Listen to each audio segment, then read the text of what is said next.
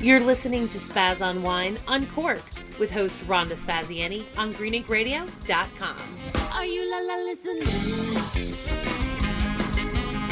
Are you la la listening? Hi, this is Rhonda from Spaz on Wine in real time, and we are here at the Rolling Tomato Pizzeria in Groton, Connecticut with our friends Lou and Debbie. Hi, Lou and Debbie. Hey, how are you?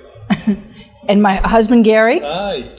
And my father, Eugene Spaziani, our resident wine connoisseur, writer, expert, and he's going to talk tonight about Chianti Classico. And Dad, are you ready to do a little talky talk? We're having a Chianti Classico. We're having two tonight. One's a Chianti non-Classico, right? And one's a Chianti Classico. And I'm going to turn this over to him to discuss the wine and about Chianti Classico.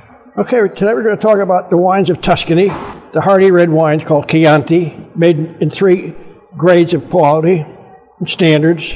And the history of Chianti goes back hundreds of years. Back in the 1500s, Bettino Ricasoli, whose family still makes wine in Tuscany, established a recipe for the making of the basic red Chianti wines, which included, the heart of the wine was a grape called Sangiovese. So 70% of Sangiovese had to be in every Chianti made from that region. 20% was a grape variety called Chignolo, the local variety, also a red wine. And then they allowed 10% of white wine between Malvasia and Trebbiano. And that basic formula has been standard pretty much through several hundred years until recent times when it was altered, slightly altered. But anyhow, along the way, the territories were outlined and classified according to the way the grapes were grown in those regions. The heart of the region where the best grapes came from is called the Classico region. And the areas all around the Classico regions were used to make basic Chianti wines. The basic Chianti wine, just called Chianti, is with that basic formula, the Sangiovese, Chignolo, Malvasia, and Trebbiano. One step higher is the Chianti Classico, and they take the grapes from the particular region, the Classico region, they make their wines, and they age it for 2 years in barrel and 6 months in bottle, and then release them. And the highest classification is the Chianti Classico Riserva, which has even more aging to soften the wine up even more. It includes the grapes from the Classico region aged over a longer period of time with the same basic formula. And through the years, the agency in Tuscany has established standards of classification for these wines. The DOC wines and the DOCG wines being the highest classifications of wine in Italy. And Chianti Classico Riserva wines and the Chianti wines meet those specifications. And they identify the authenticity of these wines with a rooster on the label of each Chianti. So do you look, if you want to get the Classico DOCG, does DOC or DOCG. both have the rooster? Both have the rooster. They come from the Chianti region. They usually have that basic region, so forth. Now, through the regions, in modern times, some of the more progressive producers have altered the formula and have brought in some of the more universally popular varieties like Cabernet Sauvignon and Merlot and Syrah, some of the others, and left the basic formula, the Chianti formulas. So they could not be called Chiantis, although the wines came from that region.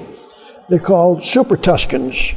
The IGT, identified IGT. And those wines, as luck would have it, have become more popular and more expensive because of this international blend, although the popularity of Chianti Classico wines has certainly not gone down. But the IGT wines, or the Super Tuscans, have just expanded the variety of wines coming out of this particular region of Italy. Red wines, all red wines basically, are higher in tannins and are great companions to acidic foods. And of course with pizza, made with tomatoes are very highly acidic. So they should be excellent companions in matching the high tannins and the alcohol content and the flavoring agents in wines to the pizza tonight. It will also be a great companion to other meat dishes, hearty meat dishes, other pasta dishes. So it'll be just another adventure of matching wines with foods, enhancing the food with the wine and enhancing the wine with the food. So we shall see how this blends. The wine itself so far tastes very nicely, softening out and giving nice aromas of berries, raspberries, and violets, slight violet reaction. It'll be interesting to see how it matches up with different types of peaches we're going to be eating tonight.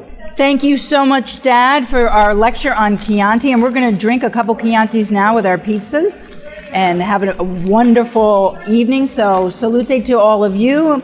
And please listen to the other podcasts on Green Ink Radio. All podcasts are sponsored by Green Ink Marketing and Communication. You can find them at greenink.us.com. They bring your stories to life. Are you la la listening? Are you la la listening? He distributed. He distributed. Are you la la la looking? Music provided by Immunuri. For more information, check them out at imunuri.com.